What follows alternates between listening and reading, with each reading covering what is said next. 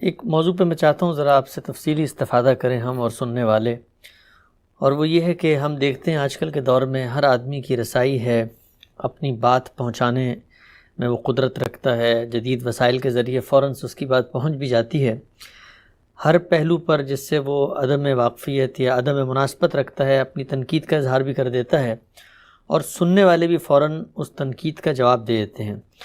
لیکن مشرق ہو مغرب ہو، ہم ہر جگہ دیکھتے ہیں، سیاست کا میدان ہو، پارلیمنٹ ہو، مذہبی علماء کی بحثیں ہوں، اگر ذاتی سطح پہ دیکھیں خاندان کے اندر ماں باپ کے ساتھ بچوں کا انٹریکشن، تنقید جب کوئی کرتا ہے تو اس کے آداب، اس کے اصول، اور تنقید جب کوئی سنتا ہے، اس پر کوئی ریئیکٹ کرتا ہے، اس کے آداب اور اصول کیا ہونے چاہیے۔ ہم یہ دیکھتے ہیں بڑے بڑے لوگ اس کے لیے تیار نہیں ہوتے ذہنی طور پہ، ان کی پرسنالٹی اس طرح کی کرائسس سے نہیں گزری ہوتی، جیسے ہی تنقید سنتے ہیں تو ایک رد عمل اور امیڈیٹ ریئیکشن میں آ جاتے ہیں۔ اسی طرح بڑے لوگوں کو تنقید کرنے کا جب موقع ملتا ہے تو کن اصولوں پر، کن پہلوؤں پہ تنقید ہونی چاہیے ہے، وہ نہیں ہو پاتی۔ سوال میرا آپ سے یہ ہے کہ آپ کی عمر گزری ہے، خود بھی آپ نے بہت تنقید سہی ہے اور خود آپ نے تنقید کی بھی ہے مذہبی علماء کے افکار پہ، کیا لگتا ہے آپ کو کہ ہمارے نوجوان نسل، علماء، سیاستدان، دانشور، پڑھے لکھے لوگوں کو تنقید کرنے اور تنقید سننے کے لیے کیا پہلو ہیں جو پیش نظر رکھنے چاہیے؟ ہم جب تنقید کا لفظ بولتے ہیں تو عام تاثر یہ ہوتا ہے کہ یہ کوئی منفی کام ہے جو ہم کرنے جا رہے ہیں۔ تنقید ایک انتہائی مثبت عمل ہے۔ سب سے پہلے علم کے لیے اگر کوئی چیز سیکھنی یا سکھانی چاہیے تو وہ تنقید ہے۔ ہمارے علم کی عمومی بنیاد کیا ہوتی ہے؟ جو کچھ ہمیں ہمارا معاشرہ منتقل کر دیتا ہے، یعنی میں جب شعور کی عمر کو پہنچتا ہوں تو میری سوسائٹی، میرا معاشرہ، میرا ماحول، میرے والدین یا جن لوگوں کے پاس مجھے تعلیم کے لیے بھیجا جاتا ہے، وہ علم کی میراث آگے منتقل کرتے ہیں۔ میرے لیے وہ موقع کہ جب میں خود اپنے شعور سے کوئی چیزیں اخذ کروں، جانوں، سمجھوں، وہ بہت بعد میں آتا ہے۔ 5-7 سال کے ایک بچے کو آپ اپنا علم منتقل کرتے ہیں، اپنی معرفت منتقل کرتے ہیں، اپنے آباء کے علوم منتقل کرتے ہیں، جو فنون ایک خاص درجے میں پہنچ چکے ہوتے ہیں انہی کی تعلیم دیتے ہیں۔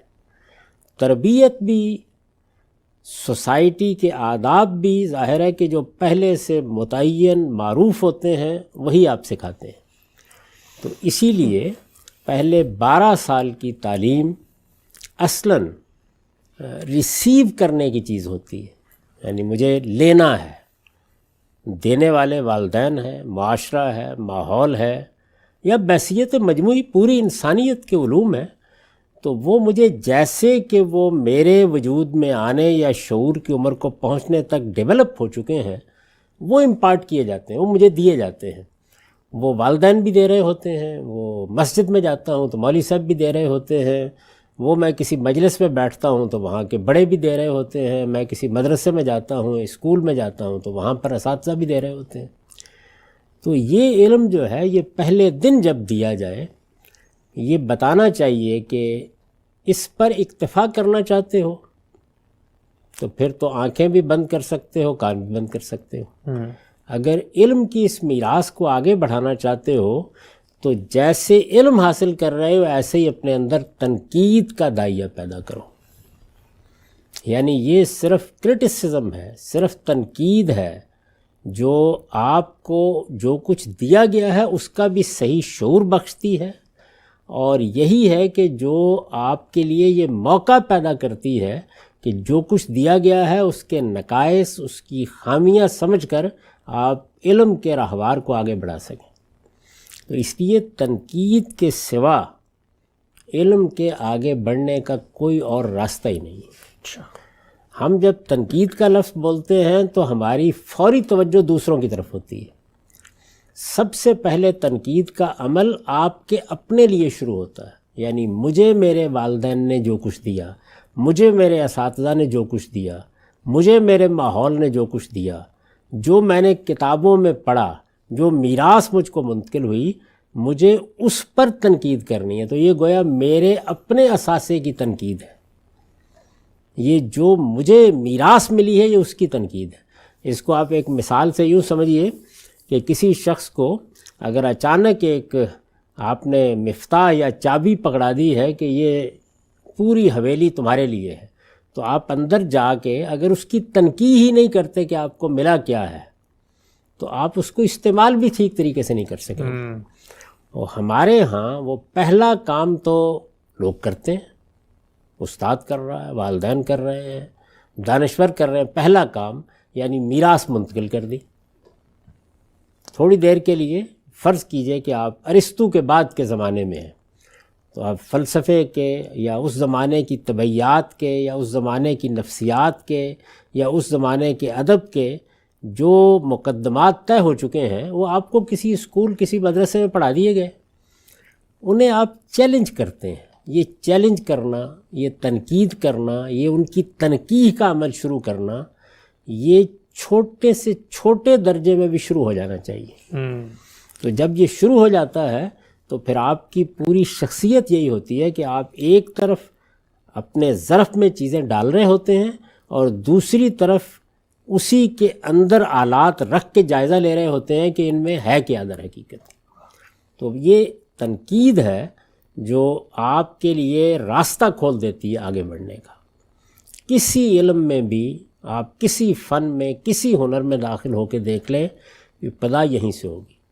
تو جس طرح علم کی میراث دینی چاہیے اسی طرح تنقید کرنا سکھانا چاہیے، یعنی کریٹیکلی انالائز کرنا چیزوں کو، ان کے مقدمات جاننا.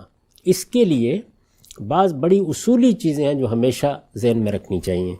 میں اس کو اپنی گفتگوؤں میں کبھی کبھی بیان کرتا ہوں، اور وہ یہ ہے کہ جو کچھ آپ کو دیا گیا ہے آپ اس کی بنائے استدلال کا جائزہ لیں گے. یعنی وہ کیا چیز ہے جو آپ کو دی گئی ہے؟ کیا کوئی تجربے اور مشاہدے کے ذریعے سے حاصل ہونے والا علم ہے؟ تو بھائی تجربہ اور مشاہدہ میرے پاس بھی ہے، کروں گا میں. کیا تجربے اور مشاہدے سے جو حقائق معلوم ہوئے ہیں ان سے کوئی استنباط و استدلال کیا گیا ہے؟ یعنی بنا کیا ہے، کس بنیاد پر ہے جو بات آپ سے کہی جا رہی ہے؟ کیا کسی الہامی روایت کی بنیاد پر آپ کو کوئی بات بتائی جا رہی ہے؟ تو بنائے استدلال کو متعین کرنا یہ پہلا اور بنیادی کام ہے جس سے تنقید شروع ہو جاتی ہے. جیسے ہی آپ بنائے استدلال کو متعین کریں گے تو حقیقت کیا ہے وہ بالکل واضح ہو جائے گی. یعنی جو مقدمہ آپ کو دیا گیا ہے، جو علم آپ کو دیا گیا ہے، جو چیزیں آپ کو بتائی اور سکھائی گئی ہیں، وہ کوئی تاریخی چیز تھی، وہ کوئی ہنر تھا، وہ کوئی فلسفہ تھا، وہ کوئی حکمت تھی، وہ کوئی مذہبی عقیدہ تھا، اس کی بنائے استدلال کو تلاش کرنے کا کام جیسے ہی آپ کو سکھایا جائے گا تو آپ کا ذہن تنقیدی ہو جائے گا. تنقیدی ذہن اگر پہلے دن سے اس طرح نہ بنایا جائے، ایک مثبت عمل کے طور پر وہ چیز نہ سکھائی جائے، تو پھر اس کے بعد اصل میں جو تنقید ہوتی ہے وہ تنقید ہوتی نہیں. یعنی جس کو ہمارے ہاں عام طور پر تنقید کہا جاتا ہے وہ تنقید نہیں ہوتی، وہ تنقیس ہوتی ہے، نقص نکالنا. یعنی آپ کو جو کچھ ملا ہے اس کے مقابل میں کچھ چیزیں ہوتی ہیں. فلاں فتنہ ہے، فلاں نے ایک ضلالت اختیار کی ہے، فلاں ایک گمراہی میں پڑا ہوا ہے، یہ فلاں فرقے کی بات نہ سننا، فلاں گروہ کی بات نہ سننا، فلاں لوگوں کے ہاں تو پہلے ہی اللہ کی لعنت ہے. اس طرح کی جو چیزیں ہیں وہ آپ کو پہلے دن سے ساتھ ملنا شروع ہو جاتی ہیں. جب ساتھ ملتی ہیں تو اس سے جو کچھ آپ کرتے ہیں وہ تنقیس ہے. یعنی جو آپ کو دے دیا گیا ہے اس سے ایک عصبیت پیدا ہوتی چلی جاتی ہے، اور جو آپ کے مقابل میں پڑا ہوا ہے اس کے نقص آپ کو بتائے جاتے ہیں. تو تنقیس کو تنقید نہیں کہتے. تنقید تو اصل میں جانچنے پرکھنے کا نام ہے. یعنی آپ نے ہر چیز کی بنائے استدلال تلاش کی، آپ نے اس بنائے استدلال کو متعین کیا، آپ نے پہلے جو کچھ مانا اس کے بارے میں یہ جانا کہ یہ کس چیز پر مبنی ہے، پھر اس کے بعد وہ غور شروع ہوا کہ اس میں کیا نقص ہے، اس میں کیا خامی ہے، اس میں کیا کمزوری ہے. یہ کمزوری اور خامی کی تلاش کا عمل آپ کے اپنے اثاثے سے شروع ہوتا ہے، اور تنقیس کا عمل ہمیشہ غیر کے اثاثے سے شروع ہوتا ہے. یعنی ان دونوں کا بنیادی فرق یہ ہے. تنقیص میں دوسرا زیر بحث آتا ہے، تنقید میں اپنا آپ زیر بحث آتا ہے۔ میں کیا جانتا ہوں؟ کیا میں جو کچھ جانتا ہوں، جو مجھے میرے والدین نے دیا ہے، میرے اساتذہ نے دیا ہے، وہ استدلال کی بنیاد پر کوئی محکم چیز ہے؟ یا میری جھولی تو پھیلی ہوئی تھی، میں ایک بچہ تھا یا لڑکپن کی عمر میں تھا، آپ نے آ کر کوئلے ڈال دیے اور کہہ دیا ہے کہ یہ اشرفیاں ہیں، کہہ دیا ہے کہ یہ ہیرے ہیں، یہ تو میں نے مان لی نا آپ کو بات۔ لیکن اگر میں پہلے دن سے جانچنے پرکھنے کا عمل شروع کر دیتا ہوں، جانچنے پرکھنے کا عمل مجھے ملنے والی چیز ہے، یعنی میں اگر اپنی بات واضح کر سکا ہوں کہ ہمارے ہاں عام طور پر جو چیز سکھائی جاتی ہے وہ یہ ہے کہ جیسے ہی آپ مذہب میں داخل ہوں، آپ علم میں داخل ہوں، تو آپ کو جو دیا گیا ہے اس کے مقابل میں چیزوں میں کیا نقص ہے، اس کو تنقید نہیں کہتے۔ اس سے ایک انتہائی منفی ذہن پیدا ہوتا ہے، اس سے دوسروں کی تحقیر، استخفاف اور استہزاء کا ذہن پیدا ہوتا ہے، اس سے محرومی کا ذہن پیدا ہوتا ہے۔ اس کا نتیجہ یہ نکلتا ہے کہ آپ اعلیٰ ترین چیزوں کے لیے اپنے دل دماغ کو بند کر لیتے ہیں، کوئی نئی چیز، کوئی نیا فکر آپ تک پہنچانا ممکن ہی نہیں ہوتا، صدیوں انتظار کرنا پڑتا ہے اس کے لیے۔ اور جو آدمی بھی کوئی کام کرے کسی میدان میں، وہ سائنس کا میدان ہو، فلسفے کا میدان ہو، حکمت کا میدان ہو، وہ ہدف بن جائے گا، یعنی سوائے اس کے کہ اس کو ایک ایسی چیز بنا کے رکھ دیا جائے کہ آپ گزرے، آپ نے اینٹ مار دی، دوسرا گزرا، اس نے پتھر پھینک دیا، وہ پھر انہی کا ہدف ہوتا ہے۔ اسی وجہ سے ہمارے جیسے معاشروں میں کیونکہ سخت ناقدری ہوتی ہے، کوئی آدمی اگر علمی اور فکری میدان میں کوئی کام کرنے کی کوشش کرے تو اس کو ہدف بنا کے، اس کو فتووں کا ہدف بنا کے، اس کو تنقیص کا ہدف بنا کے، اس کو استہزاء کا ہدف بنا کے، یہی تربیت ایک ایک فرد کو ملی ہوئی ہے، آپ اس سے معاملہ شروع کر دیتے ہیں۔ لوگ ڈرتے ہیں اس کے بعد کہ کیا کریں، یعنی اس معاشرے کے لیے اجنبی ہو جائیں گے اگر کوئی کام کریں گے، تو پھر وہ ہاں میں ہاں ملانا، خاموشی اختیار کر لینا، یا بالکل بے نیاز ہو جانا کہ چھوڑیے اس معاشرے کو، جو کچھ یہ کرتا ہے ہم اپنے طور پر کچھ سوچ لیں گے۔ یہ رویے اس سے پیدا ہوتے ہیں۔ تنقید ایک انتہائی مثبت عمل ہے، تنقید انتہائی اہم چیز ہے، تنقید انتہائی نتیجہ خیز چیز ہے۔ تنقید جب آپ کریں گے تو پہلے اپنے افکار پر کریں گے۔ اسی طرح جس وقت آپ یہ محسوس کرتے ہیں، اگر آپ نے اپنی اچھی تربیت کی ہے، یہ محسوس کرتے ہیں کہ آپ کو کسی دوسرے کے نقطہ نظر کی غلطی واضح کرنی ہے، ہو جاتی ہے یہ بھی بعض اوقات، تو اس میں بھی پھر آپ وہی عمل کریں گے۔ یہ تنقیص کا عمل نہیں ہوگا، سنی سنائی باتوں کی بنیاد پر تبصرے نہیں ہوں گے، جہاں تہاں سے چیزیں اکٹھی کر کے بڑے بڑے الفاظ نہیں بولے جائیں گے، اس میں لوگوں کو گویا وارننگ نہیں دی جائے گی کہیں فلاں آدمی کی بات نہ سننا، یہ فتنے میں پڑ جاؤ گے، یہ نہیں ہوگا۔ پھر آپ بالکل صحیح طریقہ اختیار کریں گے کہ آپ کے سامنے کوئی نئی چیز آئی، کوئی نیا فکر آیا، آپ اس کے مقدمات، وہی جس کو میں نے کہا بنائے استدلال کا جائزہ لیں گے، کیونکہ آپ عادی ہو چکے ہیں کہ آپ اپنے افکار کا ایسے ہی جائزہ لیتے ہیں۔ جب آپ اس کے مقدمات کا جائزہ لیں گے، بنائے استدلال کا جائزہ لیں گے، تو پہلا کام آپ کو یہ کرنا پڑے گا کہ وہ بات تو پہلے سمجھے، وہ بات حقیقت میں کیا ہے، کس جگہ لکھی گئی ہے، بیان کرنے والے نے کہاں بیان کی ہے، اور پھر پوری ہمدردی کے ساتھ پورے استدلال کو آپ سمجھیں گے، ایسے ہی جیسے اپنی میراث کے پاس جو کچھ تھا آپ اس کو سمجھتے تھے۔ اس کے بعد آپ پر یہ واضح ہوگا کہ اب آپ کو اس چیز کی غلطی بتانی ہے یا خود آپ کی بات غلط ثابت ہو گئی اس کے نتیجے میں۔ تو ایسا ہی ہوتا ہے عام طور پر، آپ دیکھیے بہت لوگ تنقیدیں کریں گے لیکن ان کا مجموعی تاثر کیا ہوگا؟ استہزاء، استخفاف، دوسروں کو کمتر ثابت کرنا، ڈسکریڈٹ کرنا، اس کو بڑا فن اور کمال سمجھا جاتا ہے۔ لوگوں کو اگر عبرت حاصل کرنی ہو تو وہ قرآن اٹھا کے دیکھیں، تمام پیغمبروں کے ساتھ یہی معاملہ ہوا ہے، یعنی پیغمبر اللہ کے بھیجے ہوئے پیغمبر کیوں نہیں مان لیے گئے؟ وجہ یہ ہے کہ لوگوں کو تنقید کرنی نہیں سکھائی گئی، ان کو تنقید سکھائی گئی، ان کو استہزاء سکھایا گیا ہے، ان کو استخفاف سکھایا گیا ہے، ان کو دوسروں کو غیر کی جگہ رکھ کے دیکھنا سکھایا گیا ہے۔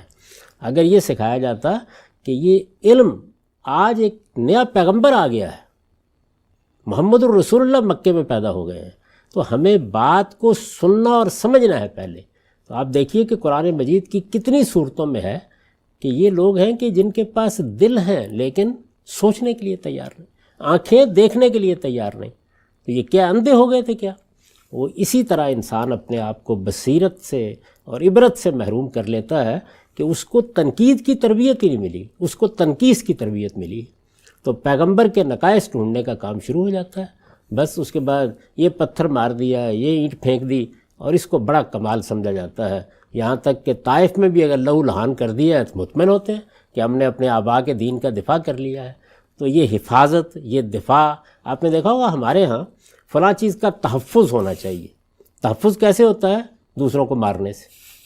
حالانکہ نظریے اور فکر کا تحفظ ہمیشہ استدلال سے ہوتا ہے، اعلیٰ درجے کی تنقید سے ہوتا ہے۔ تنقیدی عمل ہے جو آپ کو خود بھی حفاظت فراہم کرتا ہے اور آپ کے علم کو بھی آگے بڑھاتا ہے۔ تو اس کے لیے 3 چیزیں بڑی بنیادی ہیں۔ ایک یہ کہ پہلے دن سے تنقیص نہیں، تنقید سکھائی جائے۔ تنقید بناء استدلال کو جاننا، پرکھنا اور مقدمات کے باہمی ربط کو سمجھنے کا نام ہے۔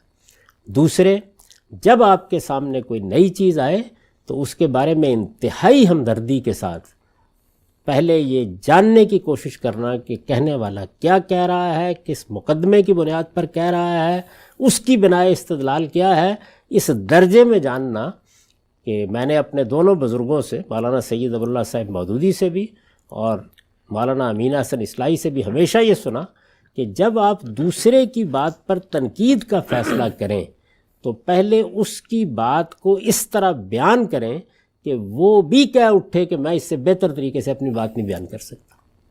یہ عمل ہی آپ پر واضح کر دے گا کہ آپ صحیح تنقید کرنے جا رہے ہیں یا غلط تنقید کرنے جا رہے ہیں۔ تو اکثر و بیشتر آپ دیکھیں کہ جب اس طرح کی تنقیدیں، جو تنقیص پر مبنی تنقیدیں ہیں، یہ ہوتی ہیں تو ایک جواب کافی ہوتا ہے کہ یہ میری بات ہی نہیں جس پر تنقید ہو رہی، کیونکہ بات کو سمجھنے کے لیے جو وقت دینا چاہیے اور اس کے لیے جو چیزیں پڑھنی چاہیے یا جس طرح سمجھنا چاہیے، اور اگر کوئی زندہ آدمی ہے تو اس سے تبادلہ خیالات کرنا چاہیے تاکہ اس کی بات تو پہلے سمجھ میں آئے، اس کے بعد جا کر آپ یہ متعین کریں گے کہ بنائے استدلال میں غلطی کیا ہے۔ تو دوسری بڑی چیز جو ہے وہ یہ ہے۔ اور تیسری چیز یہ ہے کہ آپ کا جو لب و لہجہ ہے وہ ورڈکٹ دینے کا، فتوے دینے کا نہیں ہونا چاہیے۔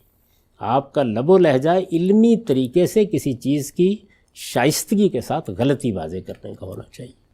یہ اپنے لیے بھی سیکھیں، اپنے ماحول کے لیے بھی سیکھیں، گرد و پیش کے لیے بھی سیکھیں۔ غلط سے غلط آراء کے حاملین بھی اگر علمی طریقے سے اپنی بات کسی میدان میں، کسی ہنر میں، کسی فن میں، کسی علم میں پیش کر گئے ہیں تو وہ محسن تھے ہمارے، ان کو اپنا محسن سمجھ کر آپ آگے بڑھیں، کیونکہ ان کی غلط آراء سے بھی صحیح آراء کی تنقید ہوئی ہے، الگ ہو گئی ہیں، تو وہ الگ ہو گئی، سمجھنے کا موقع ملا ہے۔ چنانچہ آپ دیکھیں سائنس میں بعض نظریات ایسے قائم کیے گئے کہ جو غلط ثابت ہوئے بعد میں، لیکن وہ نظریات قائم کرنے کا عمل تھا جس نے صحیح نتیجے تک لوگوں کو پہنچا دیا۔ تو یہ تینوں چیزیں اگر ملحوظ رکھی جائیں تو پھر تو تنقید ایک رحمت ہے۔ اختلاف کو اسی لیے رحمت کہا گیا ہے۔ اختلاف سے مراد کیا ہے؟ اختلاف سے مراد مخالفت نہیں ہے، اناد نہیں ہے، بلکہ چیزوں کو ان کے اصول پر رکھ کر سمجھنے کا عمل ہے، جس میں ایک نتیجہ آپ کے لیے اور ہو سکتا ہے، میرے لیے اور ہو سکتا ہے۔ اور اس تنوع کو مان لینا چاہیے کہ اس دنیا میں اللہ تعالیٰ نے اپنی جو اسکیم قائم کر رکھی ہے اس میں یہی طریقہ اس نے اختیار کیا۔ اسی لیے اس نے فرمایا ہے کہ میں نے تو اپنے دین جیسی چیز میں بھی جبر روا نہیں رکھا۔ تو یہ جو فضا کو مقدر کر دینا ہے، یہ لوگوں کو دھمکیاں دینا ہے، وعیدیں سنانا ہے، مارنے کے لیے کہنا ہے، ایسے قوانین بنانا ہے کہ جن میں آپ لوگوں کی جان لینے کے درپے ہوتے ہیں، جیسے ہمارے ملک میں بنے ہوئے ہیں، یہ کسی چیز کی حفاظت نہیں کرتے، یہ کسی چیز کو تحفظ نہیں دیتے، یہ چیزوں کو کمزور کرتے ہیں۔ اور جو لوگ اس طرح کی حرکات کرتے ہیں وہ اصل میں اپنے اس عمل سے ثابت کر رہے ہوتے ہیں کہ وہ استدلال کے میدان میں بالکل بونے ہیں، وہ اپنے کسی نظریے اور فکر کی حفاظت استدلال سے نہیں کر سکتے، اس کے لیے ان کو بندوق پکڑنا پڑتی ہے۔ سبحان اللہ، بہت ہی آپ نے خوبصورتی سے، بڑی تفصیل سے بتایا کہ تنقید کرنے، تنقید سننے کا سلیقہ، ہنر کیسے پیدا کرنا چاہیے ہے۔ کچھ ضمنی سوالات ہیں، میں چاہتا ہوں ذرا اس پر بھی آپ روشنی ڈالیے۔ تنقید ہو گئی، کسی شخص نے تنقید کے نام پر تنقیص کر دی، آپ کے نقص بتا دی، عیوب بتا دی، آپ کو ڈسکریڈٹ کرنے کی کوشش کی، کہا ان کو تو عربی عبارت پڑھنی بھی نہیں آتی، دیکھیں فلاں جگہ پہ انہوں نے اعراب غلط پڑھ دیا تھا، لوگوں کو بتانے کے لیے کہ ان کی علمی حیثیت کیا ہے. یہ تو اس نے کر دیا جو کام کرنا تھا. ہم یہ دیکھتے ہیں کہ جب بڑے لوگوں پہ کوئی اس طرح کی تنقیص ہو جاتی ہے، ان کی عیب جوئی کی جاتی ہے، ان کے نقص چنے جاتے ہیں، تو وہ بھی مدافعت میں آ کے اپنی علمی قابلیت، اپنا تباہر، اپنا ماضی اور اپنی جو ہے وہ شاندار کارکردگی بتا کر یہ دفاع کرنے کی کوشش کرتے ہیں کہ یہ جو مجھے کہا جا رہا ہے میں تو ایسا بالکل بھی نہیں ہوں، بلکہ میں تو بڑا صاحب علم ہوں. یہ بھی بتائیے کہ جب تنقیص ہو جائے تو اس وقت بڑے لوگوں کا رویہ کیا ہے؟ اور عام طور پہ یہ لگتا ہے کہ جیسی اگر کسی نے آپ کے اوپر کوئی بات کہی ہے تو لوگ میرے بارے میں یہ سمجھیں گے کہ بھئی میں تو بالکل ہی بدھو ہوں، تو مجھے اس کا ضرور دفاع کرنا چاہیے. کیا دفاع کرنا چاہیے ہے، خاموش رہنا چاہیے؟ تنقیص کے جواب کے آداب کیا ہیں؟ تنقیص تو اس قابل بھی نہیں ہوتی کہ اس کی طرف ایک التفات کی نگاہ اٹھا کے دیکھا جائے. یعنی جب یہ واضح ہو جائے کہ کوئی آدمی استخفاف پر اترا ہوا ہے، استہزاء پر اترا ہوا ہے، کیڑے تلاش کر رہا ہے، وہ بالکل غلاظت کی مکھی بن کر رہ گیا ہے. کون سا انسان ہے کہ جس سے کوئی نہ کوئی غلطی نہیں ہوتی؟ اور کسی شخص نے غلطیاں تلاش کرنے ہی کو اپنا ہنر مان لیا ہے. جو کسی شخص کا مثبت کام ہے یا جو اس کا کارنامہ ہے یا جو اس نے خدمت کی ہے، وہ اس کے نزدیک کوئی وزن نہیں رکھتی، اور وہ اسی طریقے سے پروپیگنڈے کا انداز اختیار کر رہا ہے، تو اسے ایک مریض ذہن سمجھ کر بالکل نظر انداز کر دینا چاہیے. یعنی آپ نے فرمایا کہ جو بڑے لوگ ہیں، نہیں، کوئی آدمی بڑا نہیں ہو سکتا جب تک کہ اس کے ہاں یہ بے نیازی نہ ہو. اگر آپ کچھ جانتے ہیں تو سوال یہ ہے کہ لوگوں سے کیا منوانے کے لیے جانا تھا آپ نے؟ آپ جانتے ہیں تو اس کا اظہار آپ کے علم میں ہوگا، اس کا اظہار آپ کی تصنیفات میں ہوگا، اس کا اظہار آپ کی تحقیقات میں ہوگا، آپ کے نتائج فکر میں ہوگا. اگر ان کے اندر کوئی جان ہے تو لوگ خود جان لیں گے. تو آپ کیوں پٹاری کھول کے بیٹھ گئے ہیں؟ اس لیے تنقیص یا اس طرح کے اعتراضات کے بارے میں بالکل آپ بہرا کان ان کی طرف کر دیجئے. ڈیف ایئر، سننے کی بھی ضرورت نہیں، دیکھنے کی بھی ضرورت نہیں، اپنے کام پر توجہ کرنی چاہیے. یعنی آپ کرنے کیا نکلے ہیں؟ سائنس میں، فلسفے میں، حکمت میں، دین میں. آخر آپ کوئی کام کر رہے ہیں نا. اگر اس کام میں جان ہے اور اس میں اس کی قدر و قیمت ہے تو آپ کو کسی چیز کو منوانے کی ضرورت نہیں، کسی چیز کا دفاع کرنے کی ضرورت نہیں ہے. صرف آپ استدلال کی وضاحت کریں. یعنی اگر اعتراضات بھی ہوں تو اعتراضات میں اس طرح کے اعتراضات درخور اعتنا نہیں ہوتے. علمی اعتراض یعنی استدلال کیا ہے، آپ بتائیں کہ آپ نے جو بات کہی ہے. ایسا ہوتا ہے بعض اوقات کہ آپ یہ محسوس کرتے ہیں کہ آپ نے جو آراء دیں یا جو آراء قائم کیں وہ بالاجمال لوگوں تک پہنچی ہیں اور ان کا پورا استدلال ان پر واضح نہیں ہے. تو وضاحت استدلال کرنی چاہیے، نہ کہ اپنی کوئی وضاحتیں پیش کرنے کے لیے نکل کھڑے ہونا چاہیے. اسی طرح جو لوگ باطنی کی بنیاد کے اوپر فتنہ پردازی کے لیے، پروپیگنڈے کے لیے کر رہے ہوں، ان کو بھی ان کے حال پر چھوڑ دینا چاہیے. میں نے اپنے تینوں چاروں بزرگوں کو یہ دیکھا ہے، یعنی بچپن میں جن لوگوں کو بہت زیادہ اہمیت دی، جیسے مولانا ابوالکلام آزاد ہیں، جیسے علامہ اقبال ہیں، بعد میں مولانا سید ابو اللہ صاحب مودودی، پھر استاذ امام، سب کو اسی روش پر گامزن دیکھا. یعنی کوئی اس طرح کی چیز بھی اس قابل نہیں ہوتی کہ اس کے بارے میں آپ کوئی رد عمل کا طریقہ اختیار کریں. ایسی چیزیں اپنی موت آپ مر جاتی ہیں. آپ کبھی نکال کے دیکھیے مولانا ابوالکلام آزاد کے بارے میں استخفاف کے کیا کیا مضامین چھپے ہیں، کس کس طرح کی تہمتیں لوگوں نے لگانے کی کوشش کی. کبھی انہوں نے آنکھ اٹھا کر بھی نہیں دیکھا کہ یہ لوگ کیا بات کر رہے ہیں. مولانا سید ابو اللہ صاحب مودودی، اسی طرح استاذ امام، علامہ اقبال نے بھی. یعنی ان سب لوگوں نے کیا کیا؟ یہ کیا کہ کسی موقع کے اوپر اپنے نقطہ نظر کی وضاحت کر دی.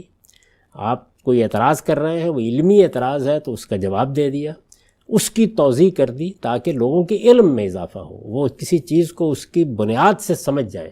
تو سمجھانے کا عمل بس یہ کیا، باقی کچھ بھی کرنے کی ضرورت نہیں ہوتی.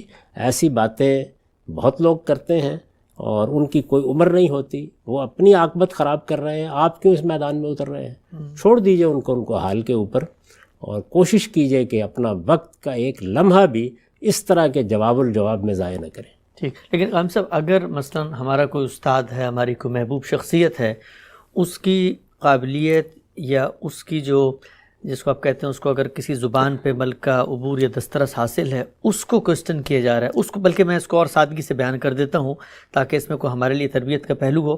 آپ کے بارے میں یہ کہا جاتا ہے، ہم دیکھتے ہیں علماء تنقید بھی کرتے ہیں کہ بھئی گاندھی صاحب نے مثلاً ان کی جوانی کی بعض عربی عبارات ہیں، دیکھیں اس میں تو یہ غلطی ہے، یہ ضمیر کو یہاں لوٹنا چاہیے تھا، یہ لفظ بالکل غیر فصیح استعمال کر لیا ہے۔ تو اگر ہم شاگرد دنیا کو یہ بتائیں لکھ کے کہ نہیں بھئی گاندھی صاحب نے تو کچھ 40-50 سال عربی پڑھی ہے، یہ ان کی میزان ہے، یہ البیان ہے، اتنا کچھ لکھا ہے، تو آپ ان کی عربی دانی پہ کیسے سوال اٹھا رہے ہیں؟ تو اس طرح تو ہم گویا ایک طریقے سے استدلال سے ہی ثابت کر رہے ہیں نا کہ جی آپ کی زبان پر دسترس ملکہ اور عبور حاصل ہے۔ اور جو سننے والے ہیں ہم یہ دیکھتے ہیں کہ اگر پروپیگنڈا کیا جائے، اتنی اصرار سے غلط بات پھیلائی جائے تو عام آدمی پہ تو اس کا اثر ہوتا ہے۔ تو اگر ہم اس کو زائل کرتے ہیں یا آپ کے حامی اٹھ کے یہ بتاتے ہیں کہ نہیں بھئی گاندھی صاحب کی تو قابلیت ہے، تو اس میں کیا مذائقہ ہے؟ میرے خیال میں یہ بالکل بے ضرورت کام ہے، اس کے کوئی کرنے کی ضرورت نہیں ہوتی۔ یعنی وہ اس کے اوپر بڑا عمدہ جملہ ہے مولانا سید ابوالفضل صاحب مودودی کا، کسی نے ان کے بارے میں اسی طرح کی باتیں کی اور یہ کہا کہاں پڑھے ہیں اور کس کے پاس گئے ہیں اور یہ کیا ہوا، تو انہوں نے فرمایا کہ میں نے جو کام کیا ہے وہ چھپا ہوا ہے، چھپا ہوا نہیں ہے۔ اس کو دیکھ کر ہر سنجیدہ آدمی رائے قائم کر سکتا ہے کہ میں کیا جانتا ہوں اور میں نے کیا پڑھا ہے۔ تو اس لیے اس طرح کے لوگوں کو ان کے حال پر چھوڑ دینا چاہیے، اور اگر کسی موقع پر ایک شاگرد کی حیثیت سے، دوست کی حیثیت سے، جاننے والے کی حیثیت سے ایسی کوئی بات کرنی بھی پڑے تو اس کو مثبت جگہ سے کرنا چاہیے۔ جیسے مثلا مولانا امین احسن اصلاحی نے، آپ نے ان کا مضمون پڑھا ہوگا، مولانا سید ابوالفضل صاحب مودودی کے بارے میں بڑی تفصیل سے لکھا، لیکن اس کا انداز وہ نہیں ہے کہ آپ کسی احمق آدمی کی تردید کرنے جا رہے ہیں، بس آپ اپنے تجربات، مشاہدات وہ دوست، احباب، شاگرد لکھتے ہی رہتے ہیں، بیان کر دیں۔ اس کا بھی اسلوب یہ نہیں ہونا چاہیے کہ جس وادی میں دوسرا آپ کو گھسیٹنے کی کوشش کر رہا تھا آپ چلے گئے اس وادی میں، اسے کوئی ضرورت نہیں ہے۔ حقائق کو کسی موقع پر لوگ بیان کر دیتے ہیں، وہ میرے بارے میں ہوں، وہ مولانا سید ابوالفضل صاحب مودودی کے بارے میں ہوں، وہ استاد امام کے بارے میں ہوں، مولانا ابوالکلام آزاد کے بارے میں، حقائق لوگوں کو، اور یہ پہنچ جاتے ہیں۔ کوئی سوانحی طریقے سے کام کرتا ہے، پہنچ جاتے ہیں، کوئی شاگرد کسی موقع پہ اپنے تجربات بیان کرتا ہے، پہنچ جاتے ہیں، لیکن ان کا محرک در حقیقت یہی مثبت عمل ہونا چاہیے۔ ٹھیک ٹھیک۔ جیسے اس وقت دیکھیے کہ میرے فکر میں جو جتنی چیزیں تھیں وہ علمی لحاظ سے جب زیر بحث آئیں تو ہم نے یہ کہا کہ ٹھیک ہے، ہم ان اعتراضات کی تنقیح کر دیتے ہیں، یہ تنقیح کا عمل ہے۔ یعنی یہ اعتراض ہے، یہ اعتراض ہے، یہ اعتراض ہے، اس پہ بنائے استدلال کیا ہے، ہماری بنائے استدلال کیا ہے، اس کو آپ نے واضح کر دیا۔ تو یہ مثبت طریقہ جو ہے یہی اختیار کرنا چاہیے ہمیشہ، اور اس میں یہ جو بزرگ جن کا میں نے نام لیا ان کا اسوہ پیش نظر رکھنا چاہیے۔ ان میں سے ہر شخص اس طرح کی چیزوں کا ہدف بنا ہے، ہر شخص کے بارے میں اس طرح کی باتیں کی گئی ہیں، اس سے کوئی فرق نہیں پڑتا۔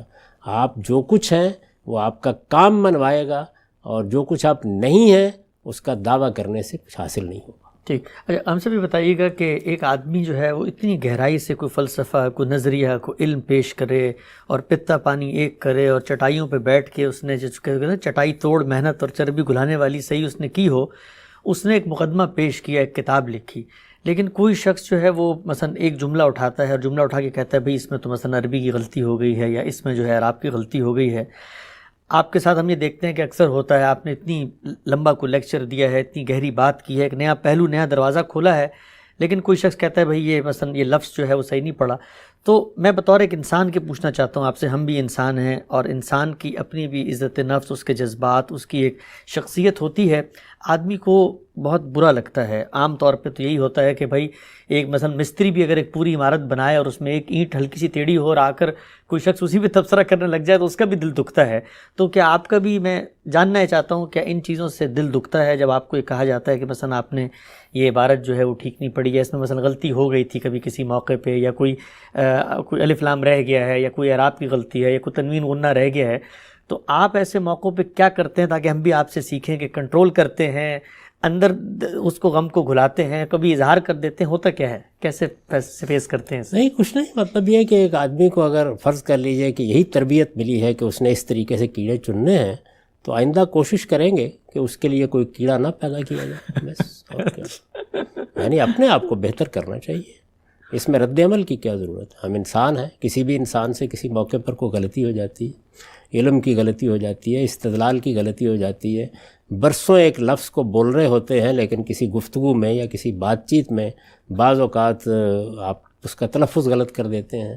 بڑے سے بڑے علماء کی میں آپ کو مثالیں دے سکتا ہوں، اس میں بڑے جلیل القدر ہستیوں کی مثالیں دے سکتا ہوں جن کے ہاں یہ ہوتا ہے. رشید احمد صدیقی نے علامہ اقبال کے بارے میں لکھا ہے کہ میں جب پہلی بار ملنے کے لیے آیا تو ظاہر ہے کہ ان کی شاعری، ان کا ادب، ان کا علم میرے پورے وجود کا احاطہ کیے ہوئے تھا، لیکن پہلا ہی جملہ سنا تو اس میں تذکیر تانیث کی بھی اور تلفظ کی بھی غلطی تھی. یعنی بولنے میں وہ ایسے ہی غیر محتاط تھے. تو کہتے ہیں کہ وہ کسر تو ٹوٹا، لیکن پھر مجھے خیال ہوا کہ یہ قلندر مزاج آدمی ہے، بس یہ ایسی بات کر دیتے ہیں. مولانا سید اللہ صاحب مودودی کے ساتھ اس طرح کی بہت سی چیزیں ہوئی ہیں، لیکن ایسی چیزیں کوئی قابل اعتنا نہیں ہوتی. ان کو ان کے حال پر چھوڑ دینا چاہیے.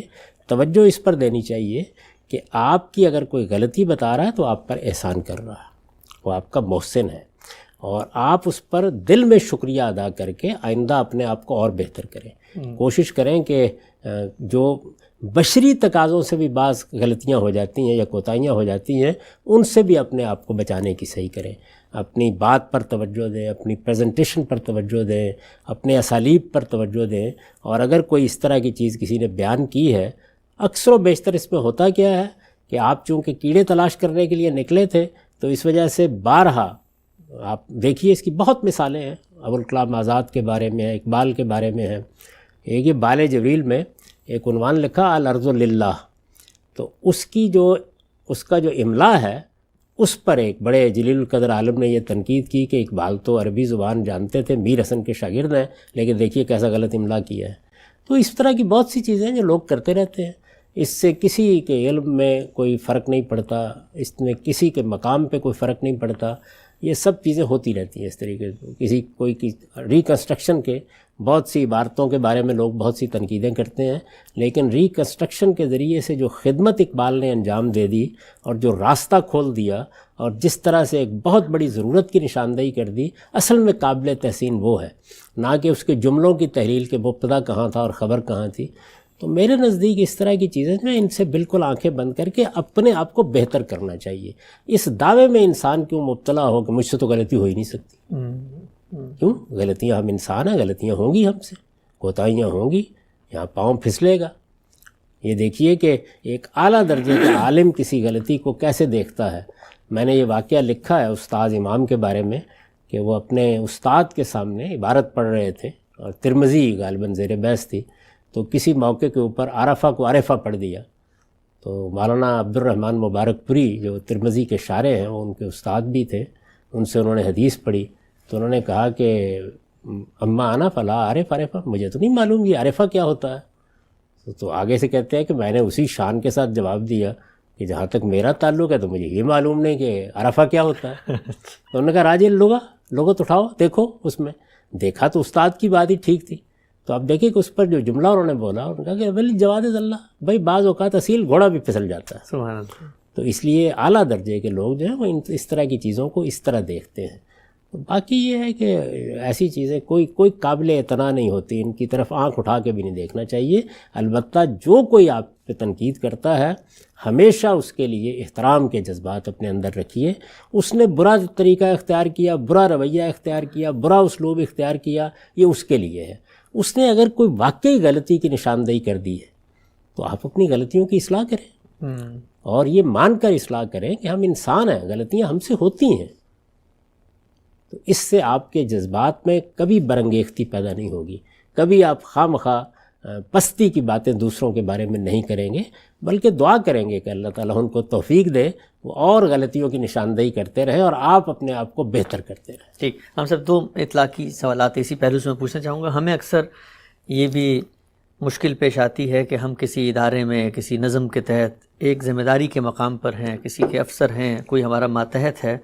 وہاں جب ہمیں تنقید کرنی پڑتی ہے تو جو تنقید کو پرسیو کرنے والا ہے وہ یہ بھی دیکھ رہا ہوتا ہے کہ یہ مجھ سے برتر ہے، اور عام طور پہ تنقید کرنے والا اپنی اس منصبی برتری کو اپنے لب و لہجے میں، اپنے رویے میں اور ابلاغ کے جو اسالیب ہیں ان میں وہ ڈھال دیتا ہے کہ گویا میں افسر ہوں اور افسر کے طور پہ یہ تنقید کر رہا ہوں.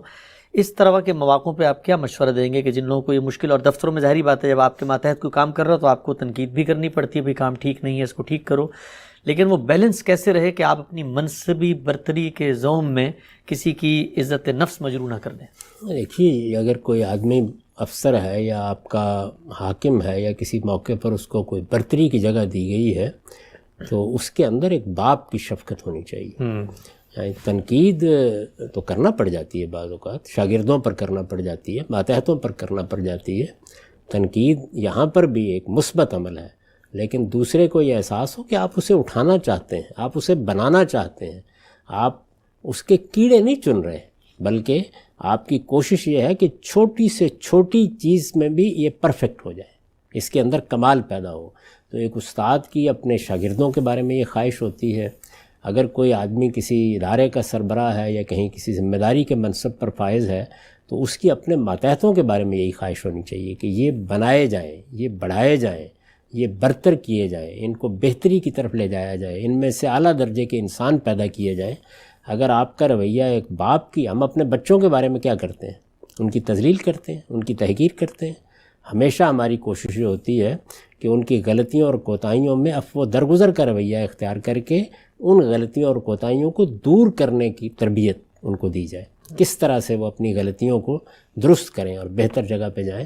تو میرے نزدیک تو اگر کوئی آدمی برتری کی جگہ پر ہے اور وہ اس سے برعکس رویہ اختیار کرتا ہے، یعنی بدزبانی کرتا ہے، عزت نفس کے خلاف کوئی بات کرتا ہے اور دوسروں کی عزت یا ان کے وقار کو مجروح کرتا ہے، تو وہ اپنی پستی کا ثبوت دیتا ہے. کوئی بڑا آدمی، کوئی حقیقی معنی میں بڑا آدمی، اور بڑے آدمی سے مراد یہی نہیں ہوتا کہ کسی علم و فن کے جہابذہ، جیسے کہ ابھی ہم بعض بزرگوں کا ذکر کر رہے تھے.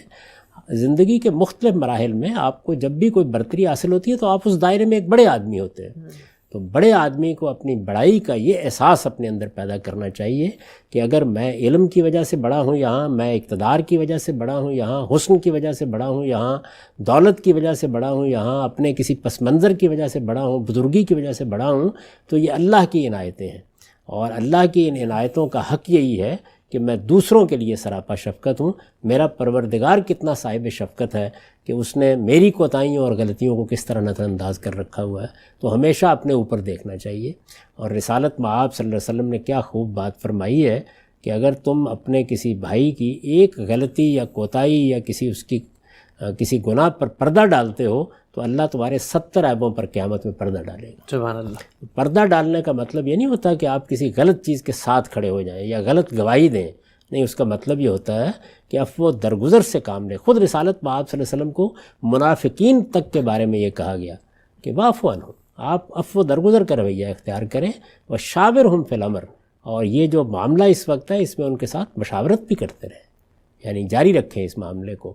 تو محبت، شفقت، یہ ہے در حقیقت جو بڑوں میں ہونی چاہیے، نہ کہ یہ کہ وہ بھی اسی طریقے سے تنقیص کرنے والے اور استہزاء کرنے والے اور دوسروں کی قدر و منزلت خود اپنے سامنے پامال کرنے والے ہو کے رہ جائیں. یہ تو بڑی بدبختی کی بات ہے. ہمارے ہاں آپ نے دیکھا ہوگا کہ یہ چیز بھی ایک روایت کے طور پر چلتی ہے، جیسے وہ ساس بہو کا معاملہ ہے، یعنی پہلے اپنے کچھ بڑوں سے لوگ اپنی بے عزتی کراتے ہیں، اس کے بعد باقی زندگی اپنے چھوٹوں کی بے عزتی کرنے میں بسر کر دیتے ہیں. تو یہ بہت افسوس کی بات ہے. ٹھیک، ہم سب آخری پہلو میں بس چاہتا ہوں تاکہ موضوع ایک طرح سے مکمل ہو جائے، کچھ منٹ باقی ہیں. آپ کی یہ جتنی گفتگو ہے میں بغیر کسی مبالغہ تردد کے کہتا ہوں، لوگ اس کو اپریشیٹ کرتے ہیں، سنتے ہیں، کہتے ہیں غامدی صاحب اس دور میں نرمی، تحمل، بردباری اور تنقید کو برداشت کرنے، اس کے اصولوں کو سمجھنے کی بات کر رہے ہیں. لیکن ایک نقطہ نظر یہ بھی سامنے آتا ہے کہ غامدی صاحب کی جتنی میٹھی میٹھی باتیں ہیں یہ تو اصل میں سرمایہ دارانہ اخلاقیات کی بنیاد پہ ہیں. سب کو جوڑ کے رکھو، کوئی کسی کے اندر حق کی حمیت اور جذبہ اور غیرت اور کسی کے باطل کے ابطال کا وہ جو خواہش ہے وہ پیدا نہ ہو. تو اس پہ آپ کیا کہیں گے کہ جتنے آپ نے پہلو بتائے کیا یہ کوئی سرمایہ دارانہ اخلاقیات سے نکلتے ہیں؟ اخلاقیات کی ایک ہی قسم ہے اور وہ انسان کے اخلاقی وجود کے شعور سے پیدا ہوتی ہے، اور اسی کو پیغمبروں نے اعلیٰ اخلاقی نمونے کی صورت دے دی ہے. تو میرے نزدیک تو یہ سب چیزیں اللہ کے پیغمبر کی سکھائی ہوئی ہیں. اللہ کے پیغمبر کے بارے میں قرآن مجید یہ کہتا ہے کہ لو کنت فظا غلیظ القلب انفضوا من حولک، کہ پیغمبر ہونے کے باوجود بھی اگر آپ درست خو ہوتے، اگر آپ سخت زبان ہوتے تو یہ لوگ آپ کے گرد اکٹھے نہیں ہو سکتے تھے. اس کو کیا کہیں گے؟ یہ کوئی قائدانہ اخلاقیات ہے؟ یعنی اخلاقیات کی بھی یہ قسمیں ہوتی ہیں. اس کے بارے میں تو میں وہی بات کہہ سکتا ہوں جو علامہ اقبال کے غیر مطبوعہ شعر میں ہے کہ یہ نصارہ کا مسیح وہ ہے علی شیعوں کا، ہائے کس طرح سے اچھوں کو برا کہتے ہیں۔ آپ نے اخلاقیات کو بھی سرمایہ دارانہ اخلاقیات اور فلاں اخلاقیات کا نام دے کر یہ کوشش کی کہ اخلاقیات جیسی اعلیٰ چیز جس کے بارے میں پیغمبر کہتا ہے کہ بعثت لأتمم مکارم الاخلاق، وہ بھی ان عنوانات کے تحت تقسیم ہو گئی۔ اخلاقیات کے معیارات عالمگیر ہیں اور ان کی حیثیت عالمگیر صداقتوں کی ہے، اور اس کا بہترین نمونہ رسالت مآب صلی اللہ علیہ وسلم کی ذات والا صفات ہے۔ اس کو بنیاد بنا کر آپ کیا کرتے تھے، اور یہ جو الفاظ آپ نے بولے ہیں، یہ حمیت اور غیرت اور اس طرح کی چیزیں، ہمارا دین انہی کو قاعدے ضابطے سکھانے کے لیے آیا ہے، ورنہ تو یہ حمیت اور غیرت بسا اوقات قتل قتال تک نوبت پہنچا دیتی ہے۔ اور لوگ جس جاہلیت میں اپنی ذاتی زندگی میں مبتلا ہوتے ہیں، چاہتے ہیں دین کے معاملے میں بھی اسی کا اظہار کریں۔ ان سب چیزوں کو اللہ کے پیغمبر کے اسوہ کے تابع ہونا چاہیے۔